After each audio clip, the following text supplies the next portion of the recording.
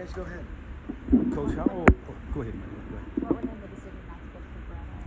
Yeah, I mean, we haven't finalized. I mean, we put those other two on there. That's still a possibility, but there's a chance just based on where our buy is, things like that he could get back before those 4 games. Coach, how uncomfortable is it for you and your team to be in the position that you're in right now? Because I know it's this is something you're not used to. Yeah. Definitely not comfortable, but we can't control what's already occurred, Jim, other than how we move forward. And there's a lot of different moving parts, but our job is to be able to figure out, all right, how do we move forward? How do we represent the things that we want to represent? I like the way the guys have come in here with a good look in their eye. We got to have a great week of preparation. Just to clarify on that, question. So you guys have more clarity on what a potential time frame is for? Yeah, it's not more clarity. It's kind of the same as what it was before. It's just a matter of, okay, we have so many, we don't necessarily need that spot. So because of the amount of injuries that we have, if there is a chance, neither one of those other two that we put on would have ever been able to be back before that 4 games, plus that bye week not necessarily counting. So for us, that was kind of what went into not necessarily putting them on there yet.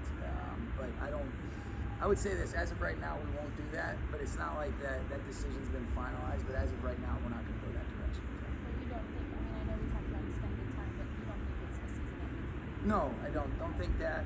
I don't want to put any sort of expectations on. I know he's going to want to be back as soon as he can, but I don't want to put any expectations or unnecessary things on him. He's going to do everything in his power to get back whenever that is. We'll be excited about that and happy for him. No, nothing like that, which is a good thing. Yeah, you just see him. He's in a cast for the next week, and that's the extent of it. And he'll be rehabbing and getting ready to go. What's your level of need to make changes defensively, or was it an outlier with Kyler Murray breaking tackles? It's a great plays. I think you look at it, there was a lot of different things. Each play is its own entity, and whether it be offensively or defensively, there's a lot of different things that we have to play better football. We have to coach, and there was a everybody has a hand in that. To say that there's going to be any big time changes, I think it's too early for that. But we need to be able to operate with the standards that we've set, with how we go about this week and put ourselves in a position to play better against what we know is a great opponent. Coach, despite being 0-2, you speak with a certain resolve or confidence that you're capable of turning this around. Where does that come from? Experience, trust and confidence in the people that you're around and the people that I'm doing this with. So that's our job, is to be able to move forward. And really it's about let's progress. Let's continue to see what are the things that we can do that are in alignment with being able to move in the direction that we want. And so guys have started doing that. We need to have a good practice today, but these weekly, these daily, these hourly rhythms, these are key and conducive to being able to, make that kind of progress as the season goes. The reality is too, it's been challenging to do that with the amount of moving parts. Sometimes it's hard to have a process when you have so many moving parts. And so I'm hopeful that we can have some continuity, particularly as it relates to some of the things on the offensive side of the ball, where we can start being able to build on it. And then we want to be able to collectively, play as well as we can defensively to clean up some of the things that took place last week. And that's kind of where we're at. Is the plan for hour play? Yes. Logan, can you give us any more clarity on why he was suspended? What is it to happen? Yeah, I think I'll just talk about what it means to have him back. That's good for us, Gary. We certainly missed him in those 2 weeks that he wasn't here. We've kind of put that behind him, want to be able to move forward and kind of like I had mentioned, just kind of keep that in-house with respect to the situation. But will he start? Oh, yeah. Yes, he will start.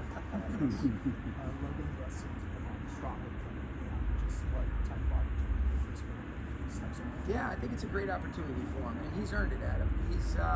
He's put himself in a position, and he's continued to get better. He's really taken a lot of the coaching from Ryan Wendell, from Zach Comer, and you've seen him apply it in the practice settings in some of the preseason games. And so, we're looking forward to seeing Logan play well this week.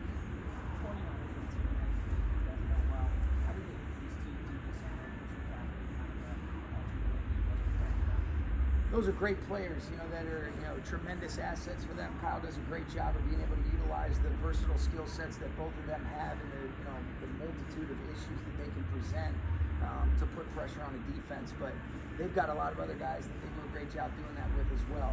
You look at the way that their backs have stepped in and done an outstanding job of really continuing to, produce at a really high level in the first 2 games. Kyle's always heavily leaned on, the run game, and does a great job of being able to mix it up. You still have a movable piece in Check. Kittle and Ayuk are nightmares, and I think Juwan Jennings is a very underrated player. You've seen Saubert make some plays, and then obviously their offensive line, Chris Ferser does as good a job as anybody of getting those guys ready to roll. And so it's a challenge.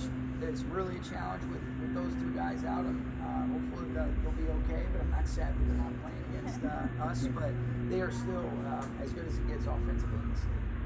How did Josh Hardy come in today? I think he's feeling better, so he's progressing in the right direction. So we did bring Tanner in on the practice squad just as a potential scenario, but hopefully it doesn't have to get to that. What is it like? Couple more, in guys. your experience? Not that you've been a kicker, but you're coaching kickers. What has it been to watch him face 2 road environments to start his NFL career? And I think he's in a great spot. Yeah, he has. I think he's done a great job. He's done everything that he can control. He's made all of his kicks.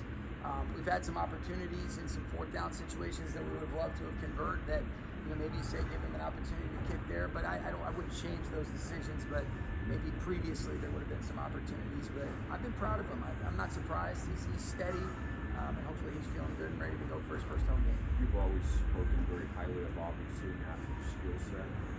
Get more on him this week. I think I want him just to be himself, and trust his teammates, play to the best of his ability. I think what is important, whether it's offensively or defensively, is let's everybody just do their part to try to be able to move us forward in a direction that's in alignment with what we know the standards are that have been established by players like Matthew here for an extended period of time. And so lean on him. We always lean on him, regardless of these circumstances in these situations. But he's always going to lead. He's going to do a great job of influencing and affecting positive change and inspiring these guys to play as well as they possibly can just by the way that he moves, and that's what we're looking for from him. I'm hopeful. He's feeling better. I was talking to him today. Those back spasms can be really, kind of tricky situations, Jordan. But he's doing well and expect him to be out there. Okay. Thanks, guys. Thanks, Coach. Appreciate it. Thanks.